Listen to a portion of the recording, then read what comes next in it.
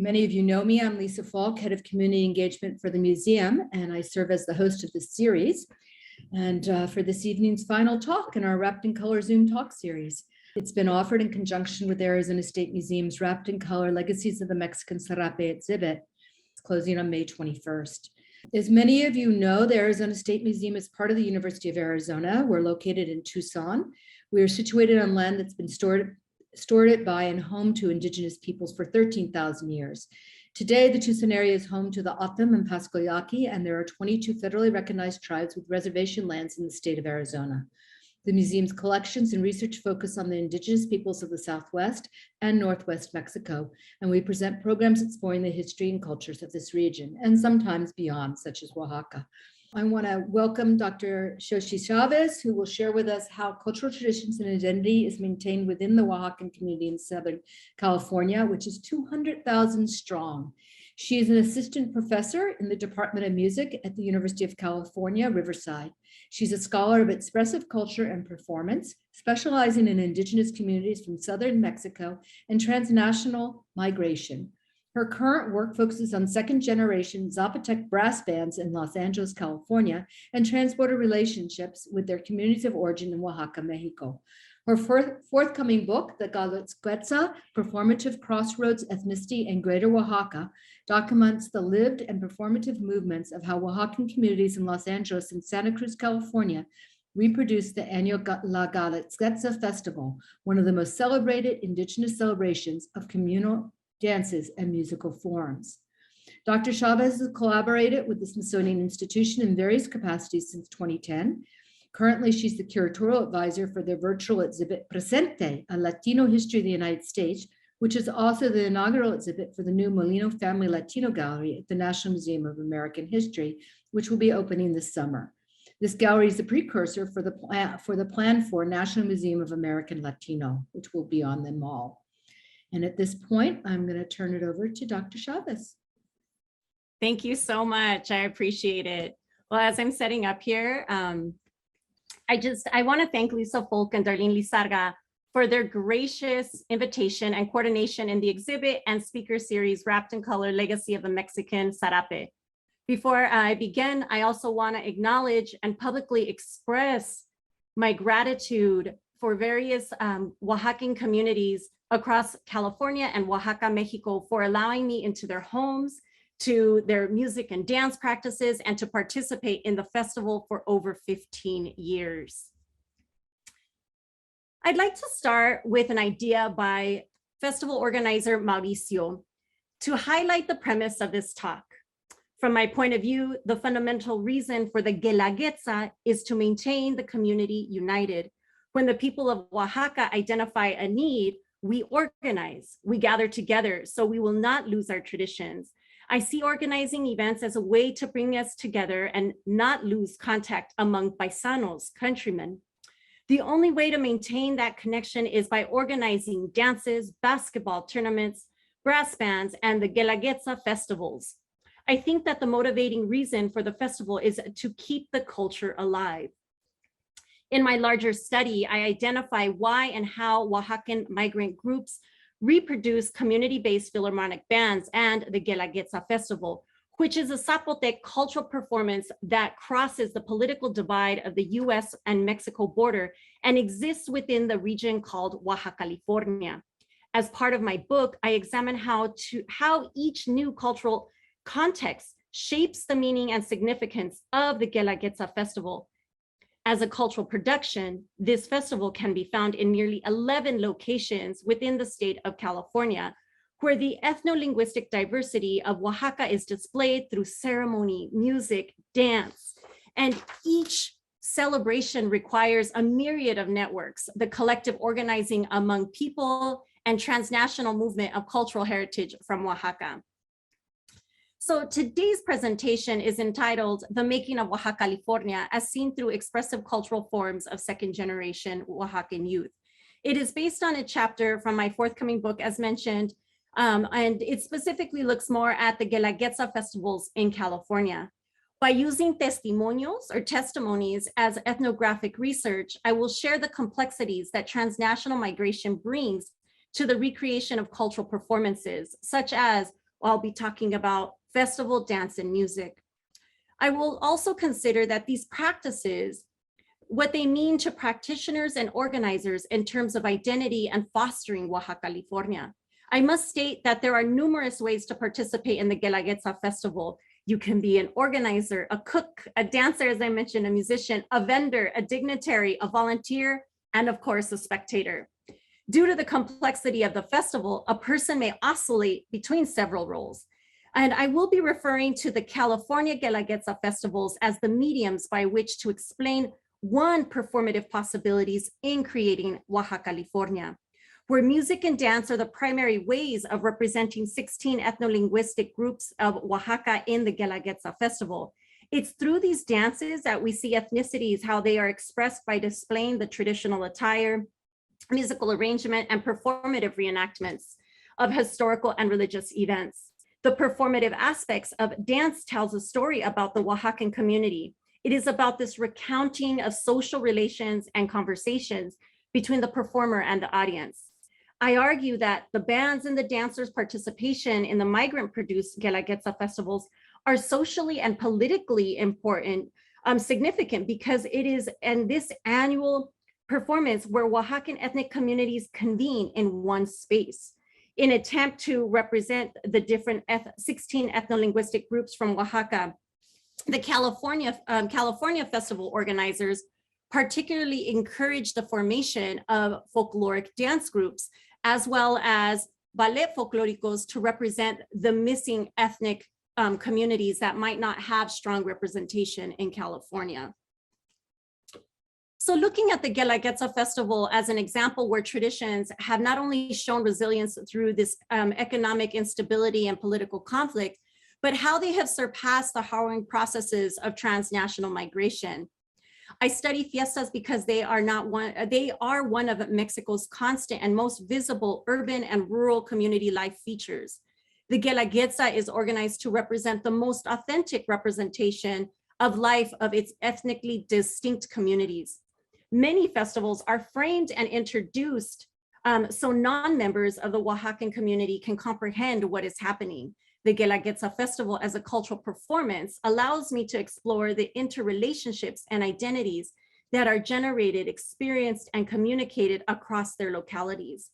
As a cultural performance, expressed through festivals and rituals, even grassroots celebrations, this starts within the community and for the community. So when we think about cultural productions, these are essential sites that enable communities to understand, criticize, and even change their worlds that they live in. So I place my study in conversation with scholars such as Frank Manning and Olga Nájera Ramirez, who have also sought to understand the role of cultural performances in contemporary society and how this role is influenced by globalization. So drawing attention to cultural performances illuminates the symbolic construction of social life and how identities can be generated and reimagined by their participants. So before we get too much into the Guelaguetza in California, I do want to provide a bit of an understanding of where and how the Guelaguetza came from, right? So when we think about the word Guelaguetza, it's a Zapotec word meaning offering. Its participation is in an exercise of communal reciprocity or mutual assistance during a time of need or celebration. So this collaborative and communal practice is rooted in what is known as usos y costumbres, or the customary law of an indigenous form of self-governance dating to the pre-Columbian period. So this system of reciprocity ties households together by creating informal social networks that cut across economic and social classes.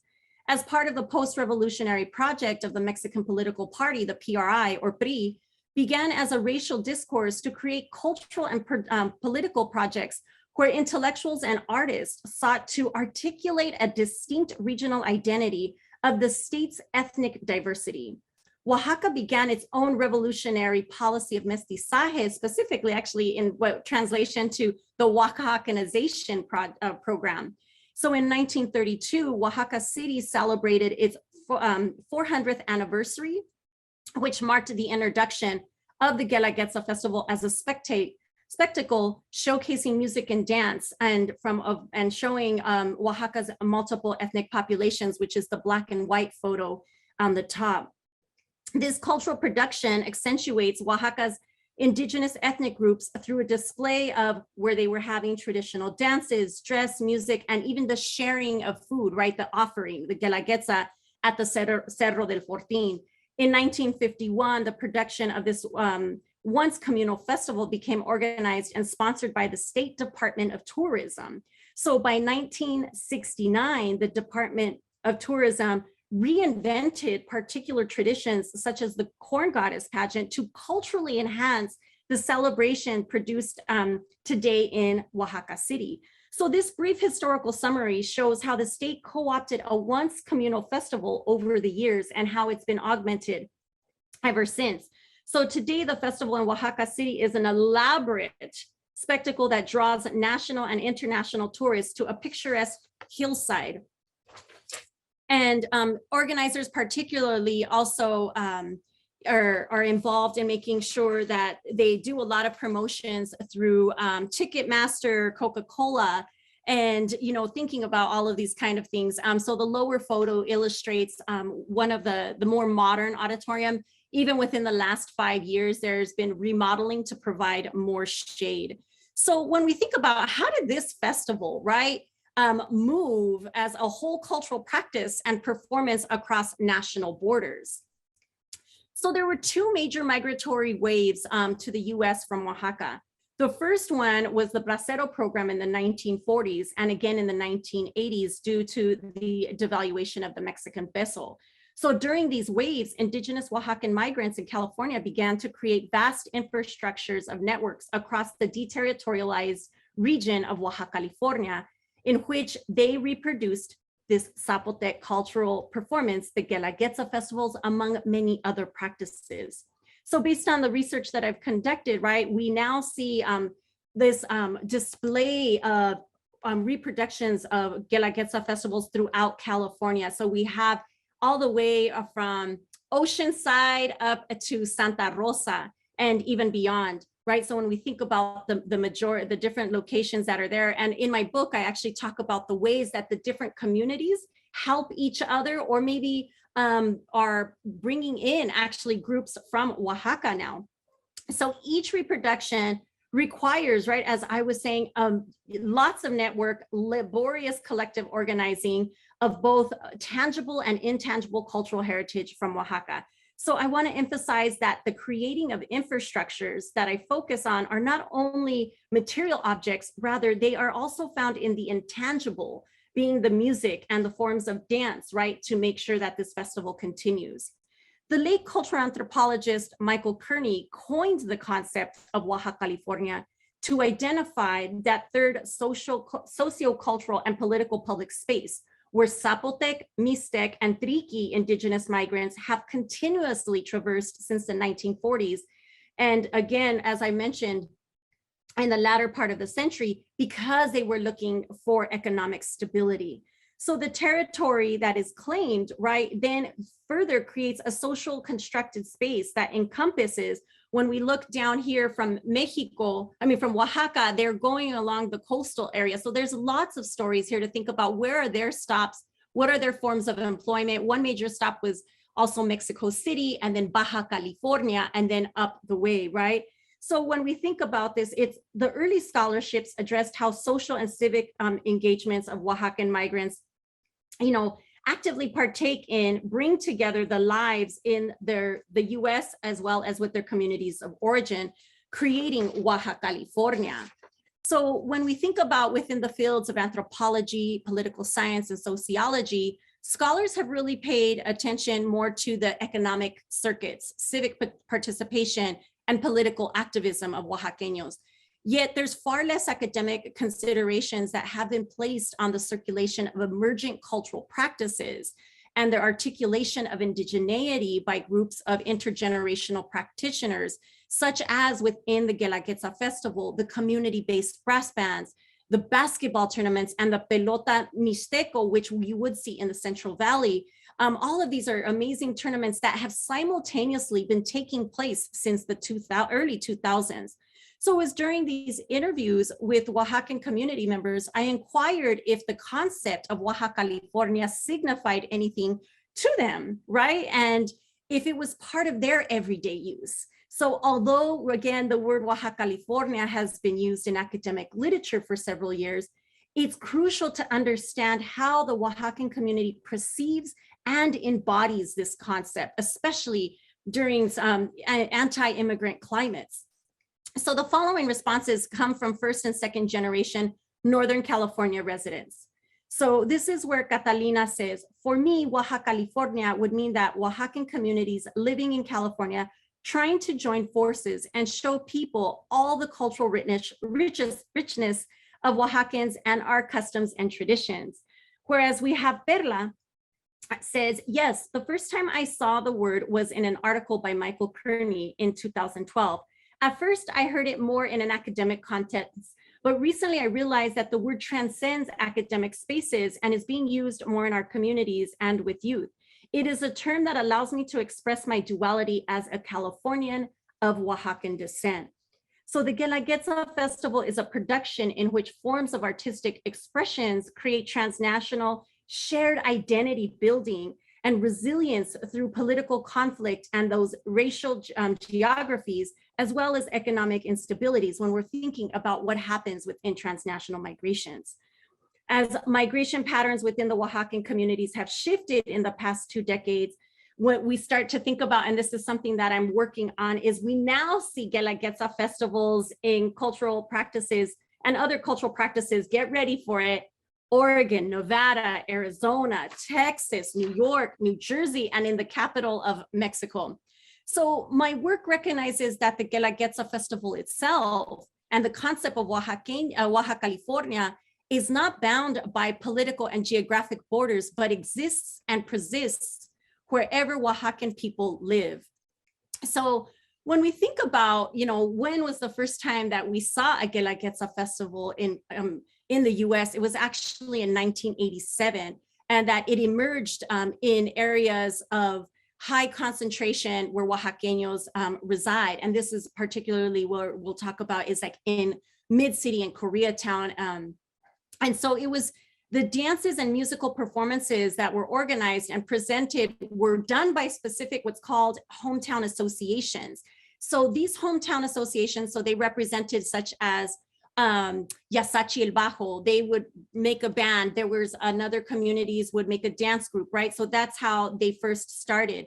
And to document their multiple representations of this cultural performance, I actually followed the same migratory route that Oaxacan migrants and the festival across Oaxacalifornia from 2005 to 2012. So it was many years of accompanying, being present with in various ways. And so, this is something that was very important in order to do this work. And as well as a person with dance background and as a musician, I then also began to collaborate very closely with the brass bands as a musician in 2014. So I want to, think about like, okay, yes, we have the Guelaguetza, these were the first years, right? But what are the differences between the Oaxacan, the festival in Oaxaca City and the Guelaguetza festivals in California, right?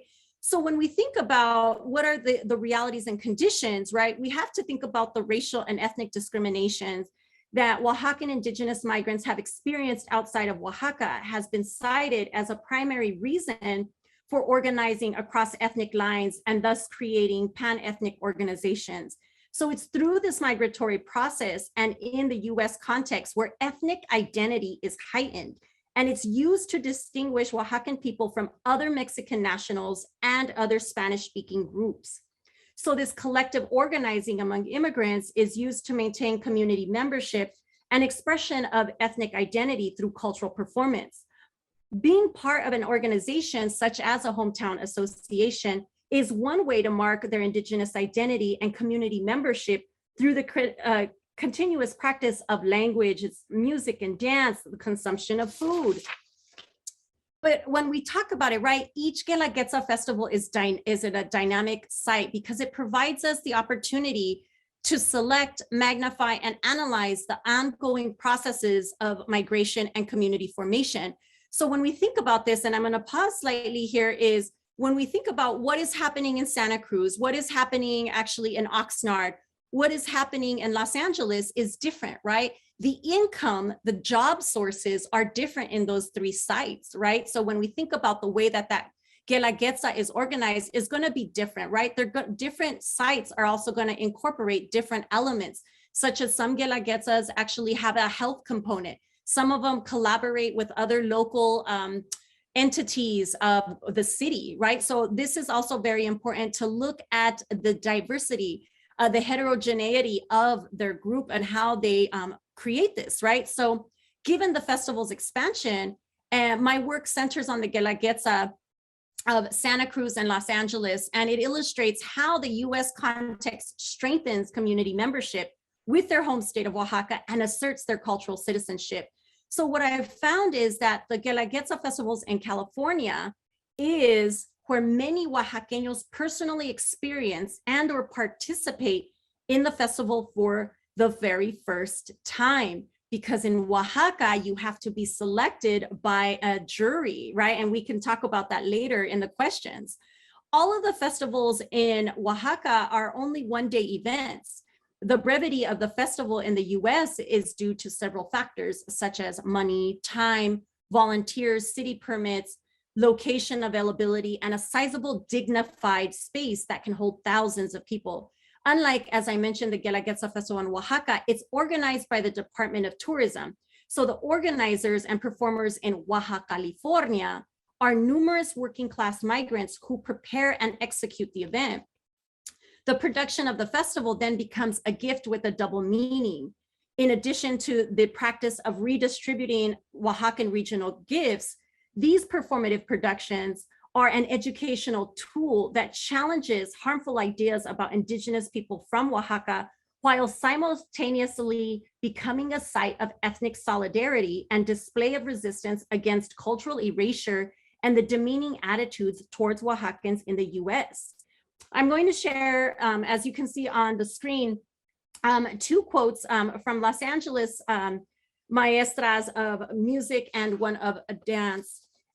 We have the first one by Maestra Yulisa, where she says, "We identify through our traditions. As a new generation, we must continue to cultivate the tree of our ways of life that our ancestors have already planted." It's more poetic in Spanish, so I don't want to lose that by not saying it and saying, "Las tradiciones son algo que nos identifica. Como nueva generación, nosotros tenemos que seguir creciendo el árbol de costumbres, de cual nuestros antepasados ya sembraron raíz." Likewise, where we have, this was very important to me because I saw and heard many young people rejecting their Oaxacan identity. Since this was very important for me to show that indigenous culture is beautiful and that it has to be valued, one way to represent my culture was through dances, especially during the Guelaguetza, when our community of San Bartolome Quilana represented the Zapotec wedding. Also, every day that I speak Zapotec and wear part of my traditional clothing is a form of resistance and pride. These individuals express the importance of being practitioners of the tradition, one as a musician and another as a dancer, considering the transnational movement and realities in which second generations navigate. There are pedagogical implications when learners may also come from mixed status homes and may not have the resources to travel to Oaxaca. So one of the things that I'm going to actually also talk about is how are these traditions being shared, right? So here I'm going to highlight dance instructors that live within Oaxaca, to describe the various techniques, right, that they use, such as, and these are elements that we can think about what they're not only teaching their bodies how to move, but other pieces such as pride, sentimiento building, horizontal learning methods, and complementing horizontal learning is also utilizing visual recordings. So according to anthropologist and musician Russell Rodriguez, horizontal learning is where all dance group members are engaged in teaching one another in a continuous process. So instruction involves teaching basic steps or listening to music, how to properly wear traditional attire, and how even to braid hair. So we have here Eladio, a 25-year-old danzante de la pluma from Santa Cruz, echoes the earlier sentiment by Violeta, using the element of pride upon teaching youth to dance. He adds that when a young person reaches a particular age, while growing up in the United States, they become embarrassed by their cultural heritage. Therefore, he advises, when this happens, additional engagement needs to be done to make them feel comfortable and to continue forming part of the group. Reestablishing their desire and pride to dance. To have pride in your culture is powerful. We have also Jeanette, who works with Zapotec second generation youth in Santa Cruz and shares the challenges she faces as a dance teacher due to the lack of cultural, daily cultural exposure of Oaxacan traditions. So although they may be descendants of Oaxacan parents, some US born children have difficulty feeling, that's the sentimiento of music. Janet believes that it is not the youth's fault. If they were able to physically experience the festivals celebrated in Oaxaca, she asserts that the differences in sentimiento would be noticed. For Janet, sentimiento building is vital in helping youth connect with the traditions they are dancing. As I move to coming south to Los Angeles, Gertrudis, who is a Zapotec instructor, has her own teaching techniques where she involves also the horizontal learning by watching and replicating. As she dances each step she teaches, she says, little by little, they begin to learn as they watch you, she explains. From another ethnic community is specifically in Santa Rosa is the Mixteco community. Rael complements horizontal learning with visual recordings and nostalgic conversations as forms of cultural transmission. Rael and his siblings have a common pride and gusto while dancing chilenas. It's a very lively form of music. Rael hopes his nephew will observe and learn from his elders through convivial relations and experiences involving dance. He also makes an excellent point about nostalgic remittances, saying how compact discs and videos sent from their home community help children see their roots. So what we're seeing is how media plays a really immense role in the diffusion of cultural practices in California, such as YouTube, Facebook. Physical videos that are made either homemade or state produced, as well as musical recordings, are vital pedagogical tools in teaching dance and maintaining cultural traditions. So with the internet, it facilitates the access of this continuous flow of materials for migrants and their children. So with Paisano-owned courier services, family members are in Oaxaca are able to send DVDs and printed materials. And often these videos are used as educational tools for parents to show their children what the fiestas of their pueblos are like. Likewise, dance instructors review and examine videos of dances that they may not be familiar with to teach to the youth and other communities their traditional practices, right? So when we think about these observations started in 2005, right? So dance groups proved to be a cultural space where newly arrived first generation youth and adult migrants may integrate themselves into the city's social network. Second generation children who participate in the dance groups grew up in and around the traditions with their parents and other family members are active in the religious and village-based organizations. So just to show you a little bit of that, I want to share one of the first ethnographic documentary shorts that I created back in 2010, looking at Santa Cruz. So I'm going to just forward it here so we can get to the spot. And this video is available on Vimeo. La Guelaguetza en los Estados Unidos con el grupo Centeo, pienso que es un gran proyecto y que de esta manera estamos educando a mucha gente de lo que es Oaxaca y lo que tiene México para ofrecerle al mundo.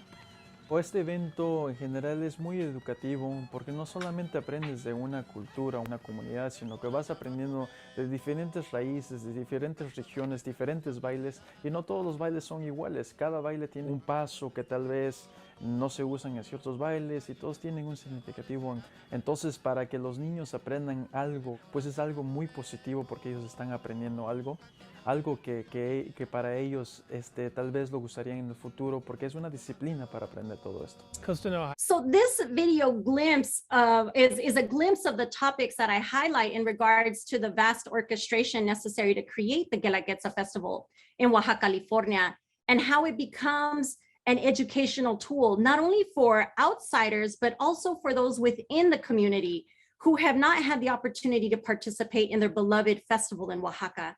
So up to this point, I have focused on dance, yet what celebration would be possible without a band? Some of you might be familiar with Oaxaca's vast brass band tradition and its reputation.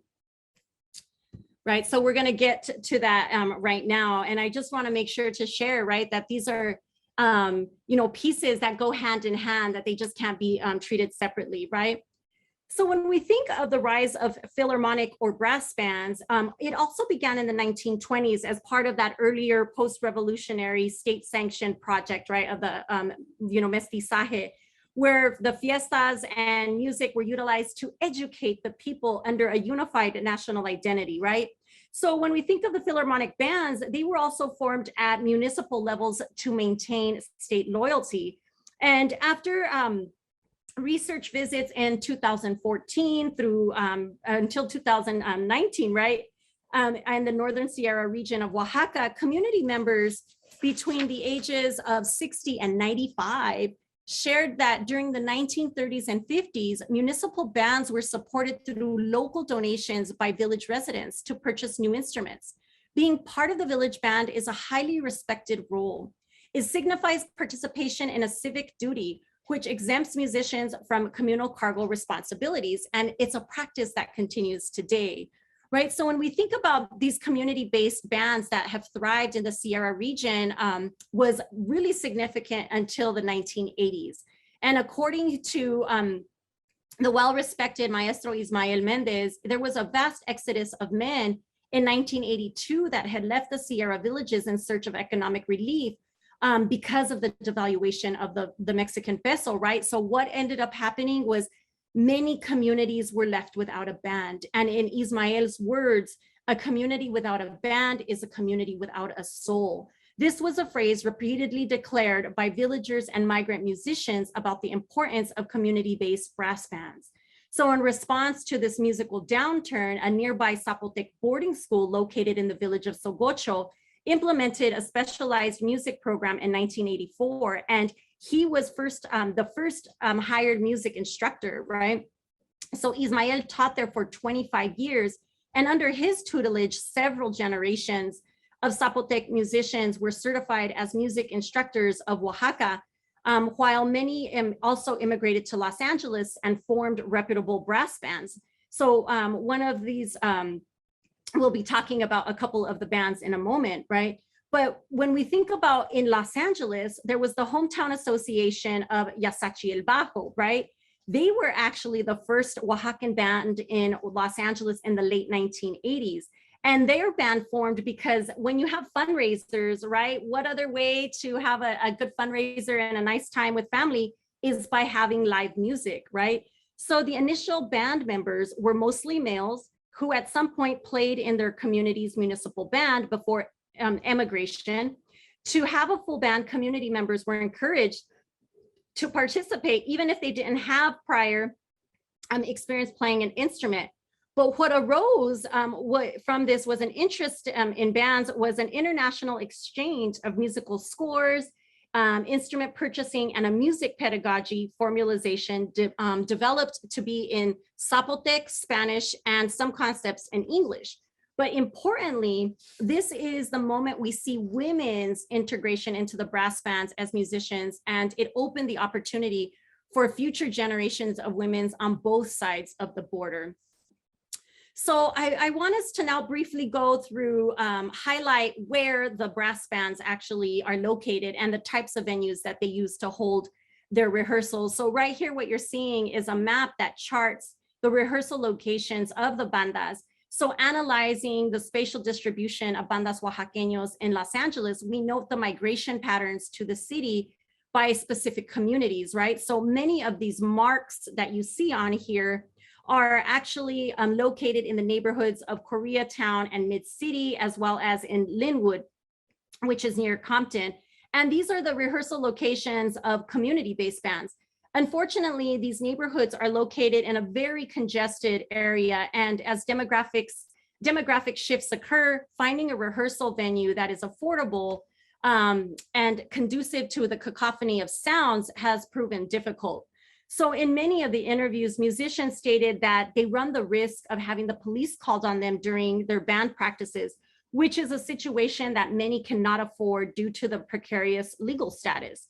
So today, bands still struggle to secure stable rehearsal locations, and several bands make arrangements with homeowners, such as to rent out the garage space for a set period of time and then move on to another location. In attempts to have a more permanent site, band members of Xóchitl Bajo actually dug out a basement in the director's home in Koreatown. And they're also doing more construction now during COVID to like also just keep things going for them, right? By using vernacular architecture, they create a music space for weekly practice. Another location here is Maqueo's Music Academy, who was a student of Maestro Ismael Mendez.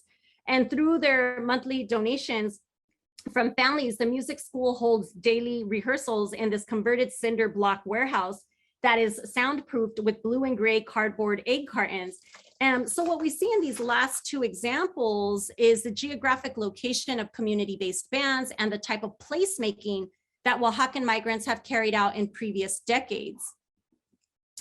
So who are the individuals, right, part of these bands when we think about that first generation, and what did it do when you have the children, right? So again, just as, you know, to remember, the first generation brass bands formed out of a need to contribute to their communities of origins for the fundraising purposes.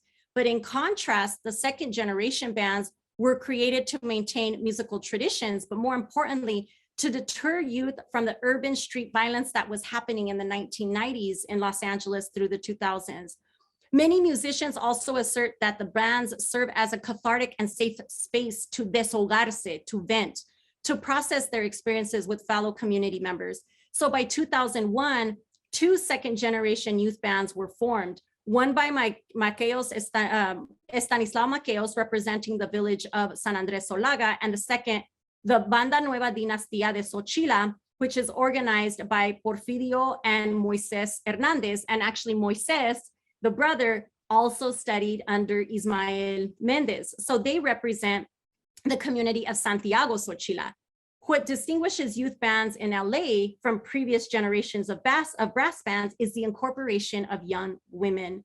So one outstanding second generation musician is Maestra Jessica Hernandez, who was born in Los Angeles County and raised during the first generation of Oaxacan bands in the 1990s. Jessica began learning music in the public school system by the age of 10, and by 2001, she and other second generation youth began learning music theory lessons under her uncle Moises, as the community represented the debut of their youth band called the New Dynasty of Xóchitl. Jessica continued to pursue music seriously and earned an undergraduate degree from the Department of Music at UCR, specializing in conducting. After her graduation in 2010, the youth band traveled to the village of Xóchitl for their patron saint celebration in July. And I want to share one of her quotes that helps to bring all of this together, right? Ever since I was a little girl, I remember that my dad always played his cassettes and sones and jarabes and music from the town's band. I remember listening to the music from Oaxaca and the Los Angeles-based Oaxacan bands at the community festivals. It all started with music, and little by little, I learned about the town's dances, traditions, and customs. I don't know why music caught my attention, maybe because it was what I was exposed to as a child, or because I come from a family of musicians, or as the saying goes, music was already in my blood. I try to contribute to the community by teaching and sharing Oaxacan music.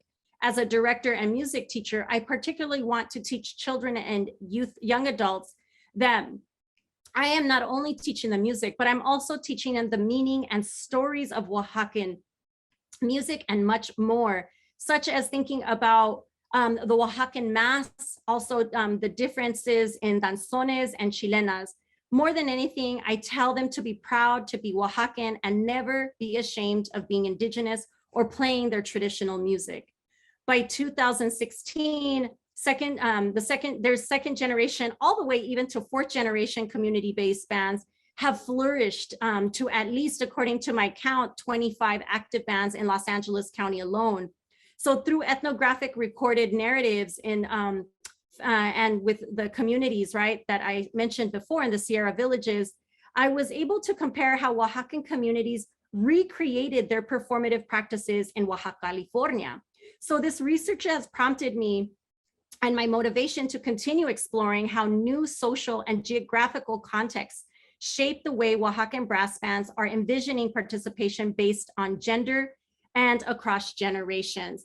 And just to kind of, again, so we get to listen to what's going on here, I'm going to share a bit of music. And this was actually a fundraiser video that I helped the community create when they took, this was, I think, now their third or fourth generation that they took to Santiago, Xóchitl for their festivals.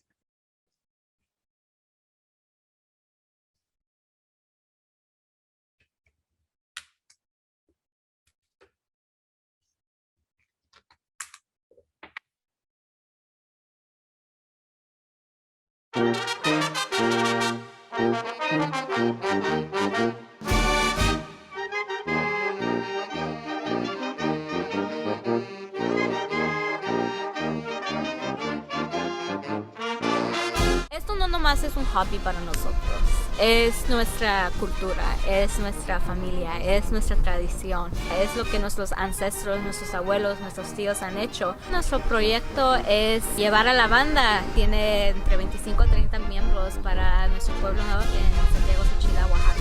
Lo especial es que aquí estamos todos los xochileños, la gran mayoría de los xochileños estamos aquí en Linwood. Y pues se inició desde el 2001, fue proyecto de mi papá Porfirio y de mi tío Moisés.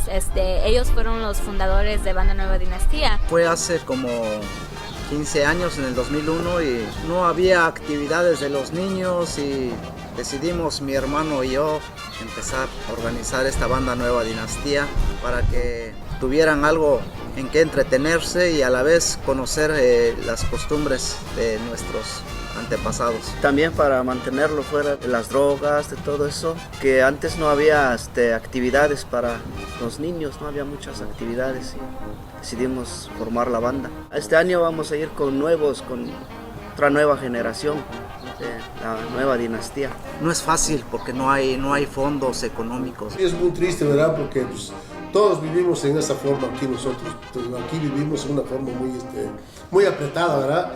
No tenemos la solvencia económica como para darnos el gusto de ir y venir a cada rato a nuestro pueblo, ¿verdad? Entonces es un sacrificio que hace cada padre para ahorrar un año para poder llevar a su hijo al pueblo, a Oaxaca.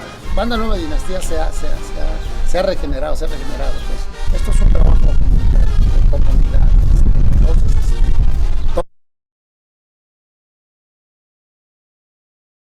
Sorry about that. I accidentally ended the video a little earlier than anticipated. But in question, because of timing, I will go to our conclusion. So by tracing the origins and transnational migration patterns of the Guelaguetza festival from Oaxaca to California and beyond, we see the complexities and layers of infrastructure needed to create Oaxacalifornia and the Guelaguetza festivals. Thus, the Oaxacan community's acceptance of the term Oaxacalifornia moves beyond the academic space as an academic concept and into one that is embraced with deep cultural pride. Oaxacalifornia is a microcosm of the migration routes, not only of human bodies, but also of ideas, languages, and identities. The ethnographic interviews represent challenges that first and second generation culture bearers face, shedding light on the differences, on the migration placement, their legal status as immigrants, and the diverse forms of transmitting cultural knowledge to the following generation. These testimonials, community members expressed their pride in having Oaxacan and California roots by participating in various cultural and civic activities. In this way, they create a bicultural identity that claims and constitutes their indigenous cultural citizenship throughout Oaxaca, With regard to pedagogical practices, educators highlight the importance of pride and sentimiento building for second-generation youth. Furthermore, engaging in nostalgic conversations between family members deters feelings of embarrassment and strengthens their desire to participate in traditional performance practices. The cultural remittances, such as musical scores, traditional attire, horizontal learning, and audiovisual materials for educational purposes, further signify the pathways between all locations in which Oaxacans live. The migrant realities are many and have fortunately contributed to the inclusion of women as musicians in bandas in both California and Oaxaca. A provocative statement by music maestra Yulisa Maqueo succinctly summarizes today's presentation. With the presence of Oaxacan community members, we can gather and feel at home when we celebrate patron saint celebrations. We Oaxacans have established what is now Oaxacalicalifornia. And how, you may ask? By celebrating our religious holidays, offering our traditional culinary dishes, our language, traditional clothing, music, arts, and much more. In sum, we greatly contribute to the diversity found in California. So thank you very much, and I'm open to taking any questions. Thank you so much, Dr. Chavez. Wow, that was really interesting. I never knew, and I'm curious, and everybody, if you have questions, please put them in the Q&A section at the bottom of your screen, and then I can see them easily. We have one there, but I'm curious, the brass band tradition, when did that start in Mexico? So I actually go deep into that history. That was also part of the revolutionary process. You know, brass bands, as we know it today, actually come from a history of military bands. And historically, so this was at the turn of the late 1800s, 1900s, when we're seeing the change from like dictatorship to more democratic parties, right? But we see military bands coming in, particularly during the Porfiriato, right? Where there were different kind of influences from the French that came in. So even there's documents with Pancho Villa, his in the north, as well as groups in the south had bands. So when we think of war, when we think of times of war, right? In any culture, there's always been a band. And it's just that there were differences in how they got represented, right? Based on their resources. But we really see the solidification of this brass band or the philharmonic element in after the post-revolution, right? Because they were trying to create the national identity. So you get the kiosks in the middle of the town and where they're playing music, right? So there's actually called the Oaxacan Bandstand that's written by a historian. I will remember the name in a moment, but he takes, this scholar, this historian takes a look, the historical look of the Oaxacan military bands that play in the town pueblos. Whereas my work looks at the community bands, right? And how they participate and then what happens in migration. So, and there's a lot of great conversation to even talk about that I'm developing for the later project about how these Western instruments, right, make it in, but it follows along with this conversation of what I was talking about when you have other influences coming in. Are some of the dances that are being done to the brass bands now, are those also done to native traditional instruments, or were they, or? So I think that's a really great question, right, to unpack. So one of the things that I will say here is with Oaxacan music, right, you might see Western instruments, but there has been more than 150 years of transculturation, right? So you see where indigenous composers are putting indigenous rhythms and beats to these westernized forms of music, like when you think of marches and waltz. If for those who study music and really analyze, you can hear the different tempos and beats, right, that are different. They might be in a different than what is Western. When we think about dance, the dances are dependent on what specific community.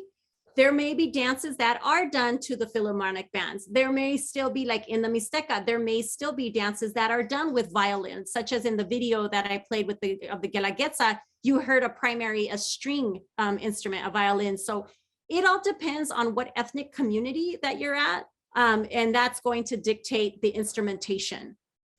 Makes sense. Well, we have a few questions here. One is, who coined the term Oaxaca, California? Other groups come, but Oaxaca has claimed it. So as I mentioned in the talk, this was a term coined by the late cultural anthropologist Michael Kearney, who actually was here at UC Riverside. And so his work was one of the very first. Michael Kearney was one of the very first to start writing about this migration pattern of the groups of Zapotec, Mixtec, and Triqui. So that work, his writing goes back as far as the 1980s. We have another question that says, do the public schools support these bandas or the students in the bandas? And how about support from the LA Philharmonic Orchestra or exchanges with their youth orchestra project? Okay, so that's a wonderful loaded question. So the way the local schools in Los Angeles, there are no Oaxacan bands taught through their recognized system. Some of the community groups, as you saw in the video, because some of the parents maybe work in some capacity at the schools as, say, either janitorial or helping in the kitchen, or active parents in the PTA organizations, have fostered relationships to allow for the access of the cafeteria on weekends. That is maybe how they support, right? But the Linwood community, the Xóchitl group, is one of a very special case. That is only one of the schools that I know of, or one of the bands that actually has access to a local school. Everyone else, as you saw in the images, has to figure it out in terms of, like, are we going to be in somebody's backyard, garage, parking lot? So it's to answer that public school. The LA Phil, they haven't started until recently. Actually, I'm in conversations right now with actually the youth orchestra of Los Angeles. So not the main Los Angeles Philharmonic. The youth orchestra now is interested in collaborating with the Oaxacan bands in terms of, like, performances. A lot of the Oaxacan youth are part of the different the YOLA, which is called the youth orchestra. They take classes, right? They might go and participate. So hence why now there's an interest. I'll get emails every once in a while saying, hey, can you connect us to the community-based bands? Because we actually want to see if there's anyone interested in string instruments. And and I was like, okay, I'm glad you're interested, but that's going to be a little bit of a hard ask, because many of them are woodwind and brass and or percussions, right? But there have been collaborations. There's conversations now actually with for this summer for a collaboration with Dudumel and also El Sistema this summer. But that's YOLA. I think it's more YOLA. It's not the LA Phil. Are there any cross-fertilization between California Mexican mariachi groups and the Zapotec community bands? No, not at all. Totally different. Huh. Yeah. Oh yeah, completely. You might see mariachi groups in schools. That has been added in there. Right.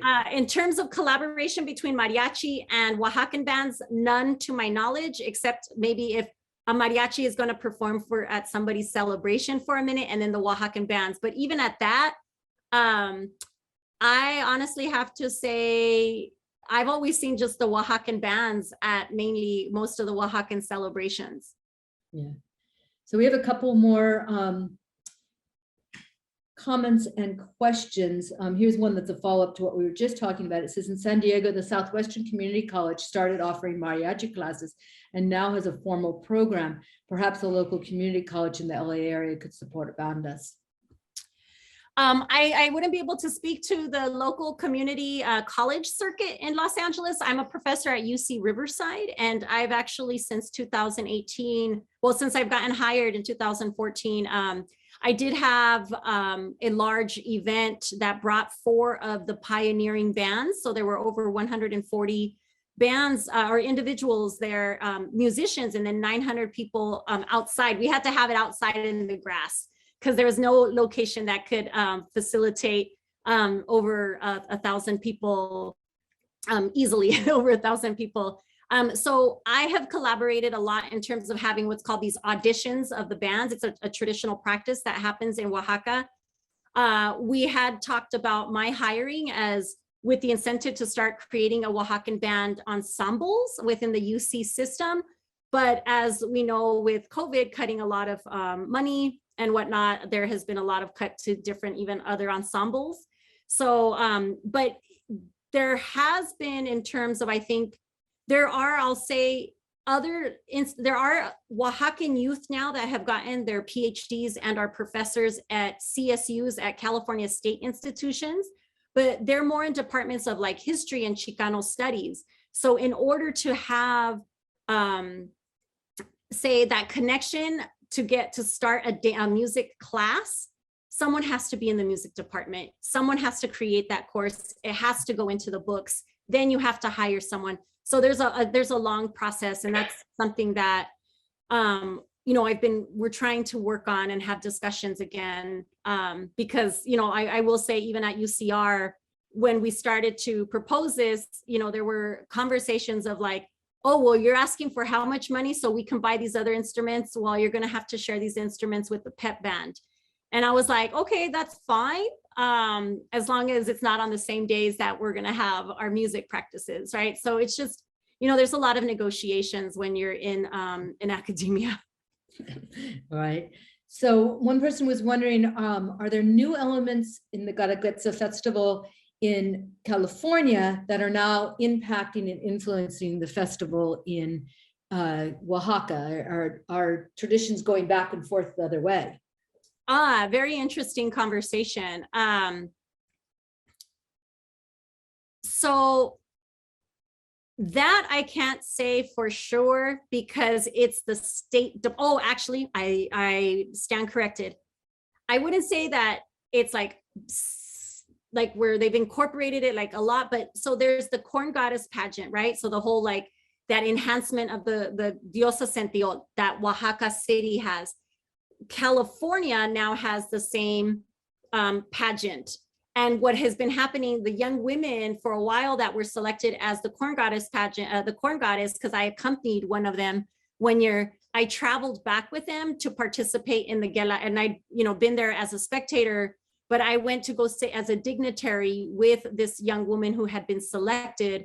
And actually it was Jeanette, as one of the dance instructors. She was selected as the corn goddess. And so I went back with her. So you see them going back in that way, but they're only sitting, they're not on stage, right? So that's probably the most, but because it's the Secretary of Tourism, they hold a very strong line about what they feel is authentic.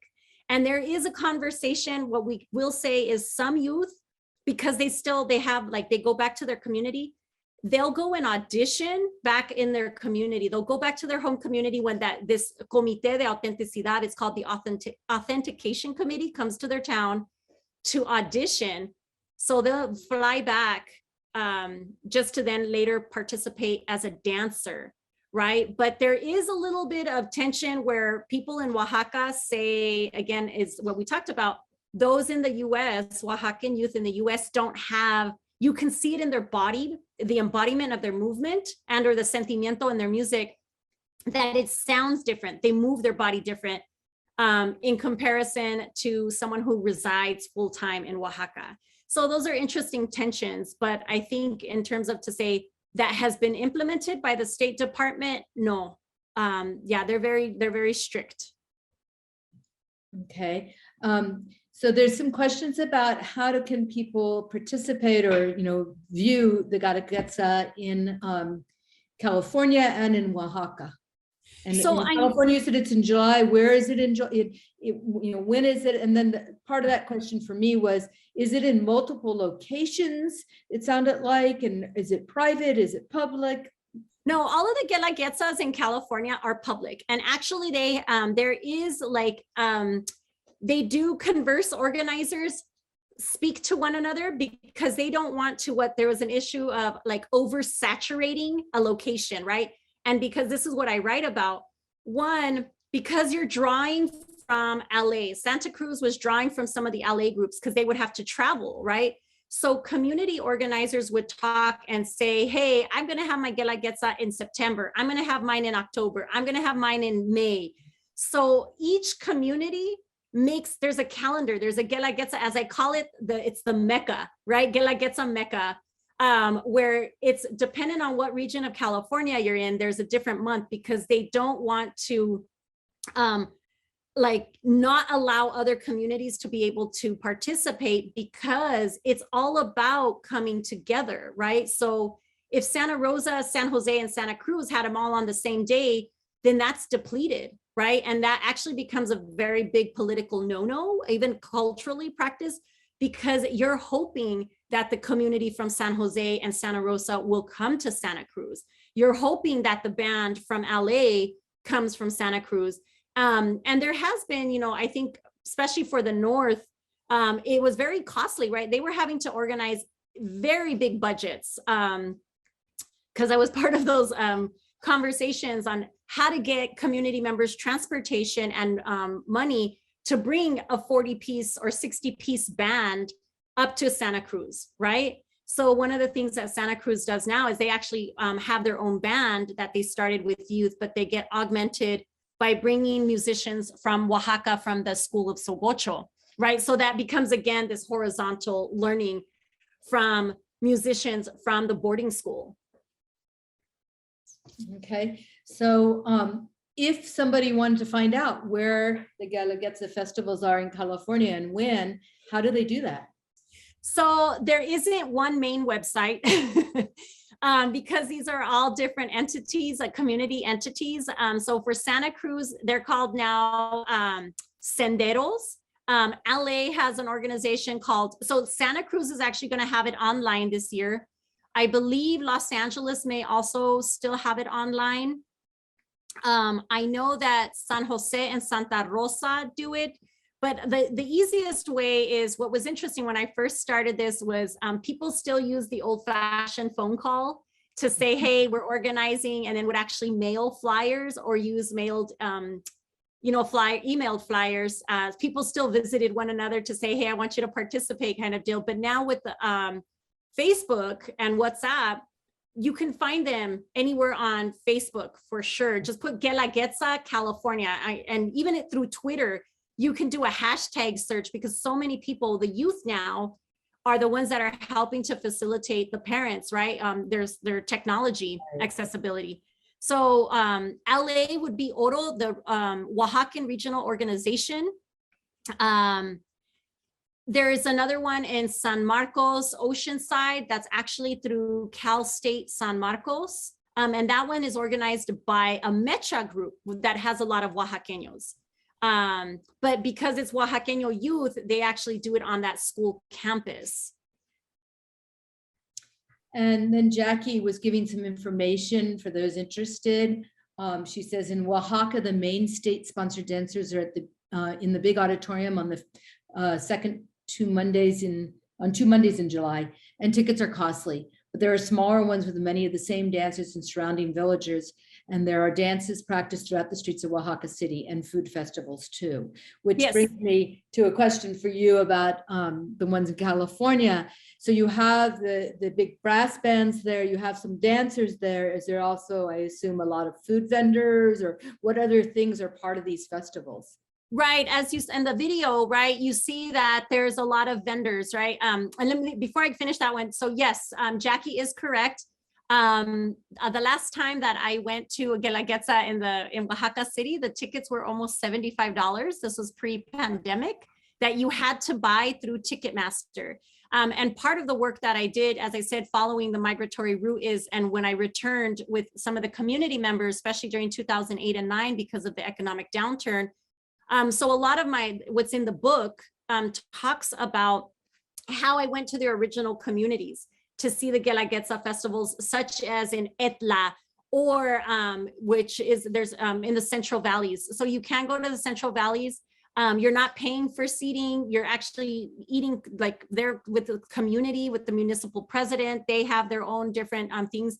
So if someone who is mobile enough, right, within Oaxaca and can get to the local communities, yes, the last 2 weeks of July has lots of festivities and the local communities. I would say it's much more of that intimate feeling. It's open to the public. They do announce it. You'll be able to find a poster somewhere. But yeah, the big one is like, you should be lining up because there's a function in the morning and then there's a function in the afternoon. You probably need to start lining up. When I lined up, because there are free sections. To get into the free section, you need to be in line by 4 or 5 o'clock in the morning.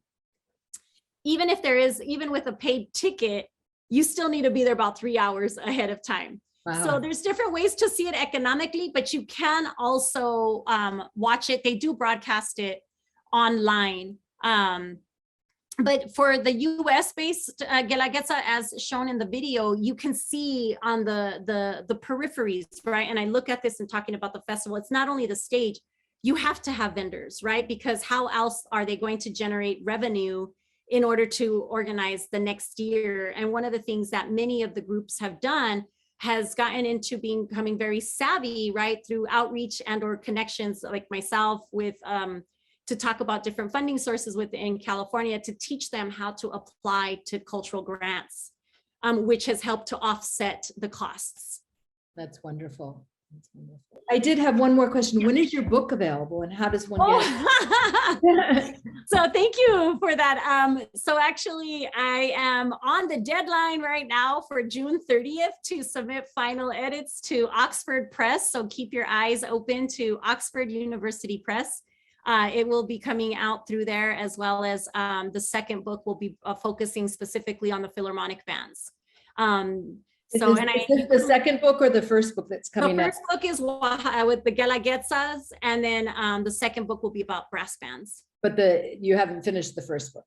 The first book will be due, it is going to be completed by June 30th, okay, and their production date I don't have on hand right now. Right, so when they come out, let us know and we can put it on our Facebook page. Oh, that would be great, and I'd love to share it out there in Tucson, hopefully at some point. Yeah, we'd love to have a banda and a dance group. You know, very interestingly, I will just say as a closing, when I was on the airplane to Oaxaca, I was working on a presentation and I have a photo on my laptop of one of the bandas, and the people that was sitting on the aisle next to me then later said, are you going to Oaxaca? Do you work with that band? And I was like, yeah, actually I do, the Mije bands, the Viento Florido. And they were like, we're from Arizona and we're starting a band in Arizona. Yeah. And so we exchanged information, and it was just so, when they'd say, you know, serendipitous of like, you know, you're looking at whatever in the plane to entertain yourself, and it just so happens you're going to the same place, same interest. And so I know it in Arizona, right, that people are starting to form their own bands too. That's wonderful. They didn't know there was a Zapotec community here. Maybe it's in Phoenix. So yes, yeah, it's in Phoenix. Yeah. Well, thank you all again. I appreciate your questions and the hospitality, and this was wonderful. I appreciate the space.